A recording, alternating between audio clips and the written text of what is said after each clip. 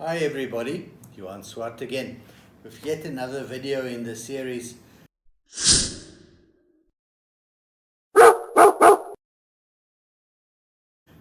First of all, before I start with this video, I want to thank everybody for all the support I'm getting.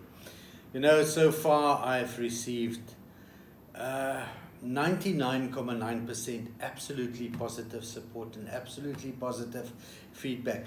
And I just want to actually tonight, it's something I decided in the beginning, is to answer to one of the questions that somebody posed in one of the comments on the videos. And this person wanted to know, Johan, which breed standard are you using? Now, the breed standard that I'm using is very simple. It is the actual Boerboel breed standard that was negotiated after the introduction of the Animal Improvement Act in South Africa between SABT in those days, Boerboel International, Kennel Union of South Africa, and the Elite Boerboel Breed Association of South Africa.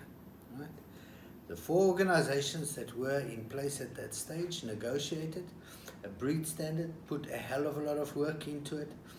The representatives of all the organizations agreed, and then after that, one of the organizations ran out and unfortunately went behind everybody and registered solo on their own with a lot of different information, right?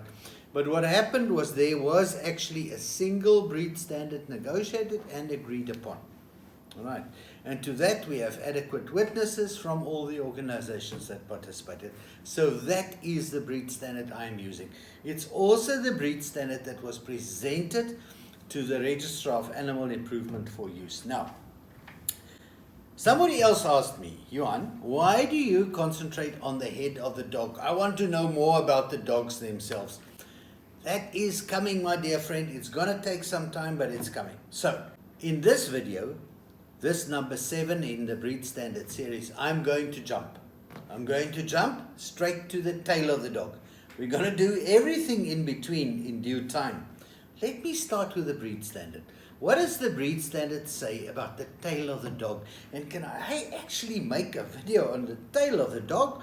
Nobody ever pays any attention to the tail of the dog. If you read the breed standard. Now, I couldn't get a Boerboel to do this video with me because every time I touch my dog's tails, they sit down. And I can't get one to stand here in front of me for long enough so I can show it. So I used one of my kids' dinosaurs for this. The breed standard says, and the breed standard is very correct, is that the tail is a natural extension of the spine of the dog. What is the tail? Look at it. Think about it. The tail of any animal is a natural extension of the spine, the spinal column of that animal. And you can clearly see it demonstrated in this dinosaur. Right. Now let's get back to practice. What do we see when we look at the tail of the dog? Now, it doesn't matter if the tail is long or short, right? Let's look at Fluffy here. Now, Fluffy is obviously not a Boerboel. The colors are all wrong and the head shape, and look at these ears, right? So Fluffy, we're going to just use Fluffy's tail tonight. We're not going to look at anything else.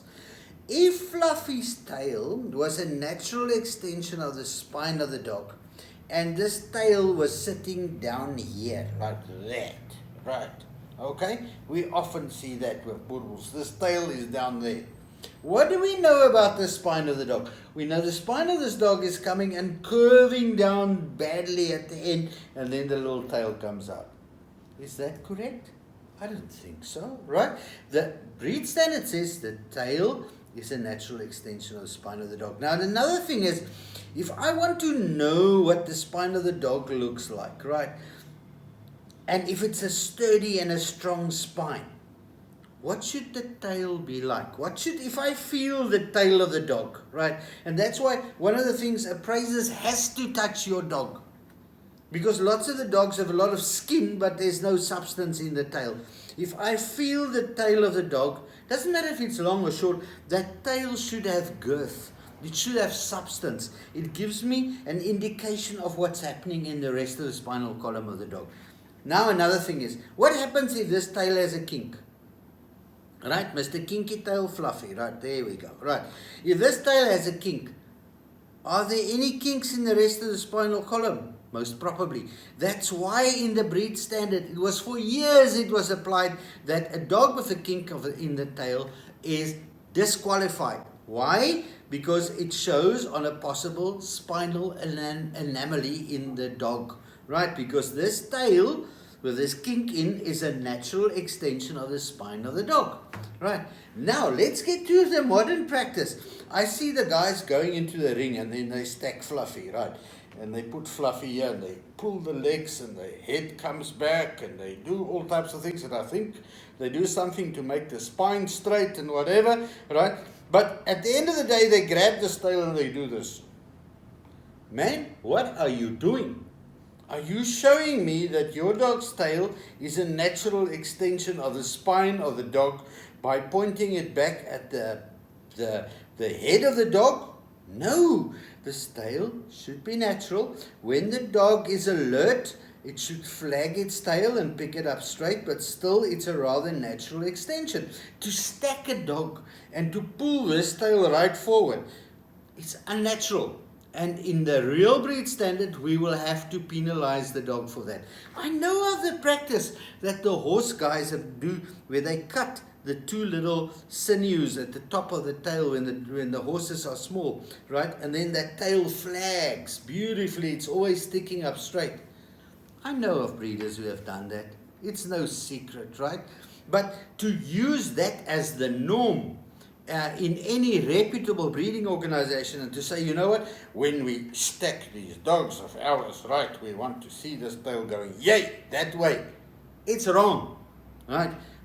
What we have to see is the breed standard. And a breed standard says natural extension of the spine of the dog, right?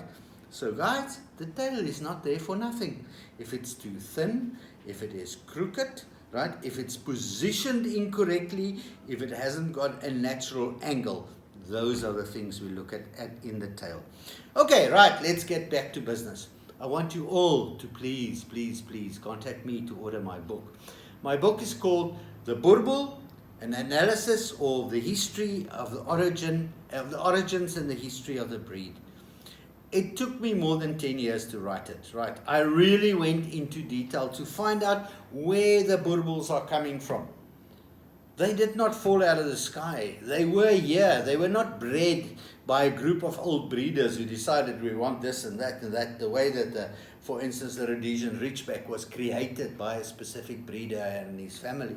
The Boerboel was not like that. It was there. So I did the research and I found out where the dogs were coming from, what their origins was, what their history was, and it's critically important to understand the breed well. Now, if you're watching my video, please do me a favor and subscribe to my channel. I see that less than 60% of the people who are watching my videos in the statistics on my channel are actually subscribed to my channel. So please, I need more subscribers. Secondly, if you like my videos, give me a like. Thirdly, if you want to do as I tell you to order the book, right, simply send me an email to boerboelbook@gmail.com. You don't need to ask me, how can I order the book? Send me an email with your full physical address and your telephone number, and I can get back to you with a quotation on what the book will cost to have it delivered to your address.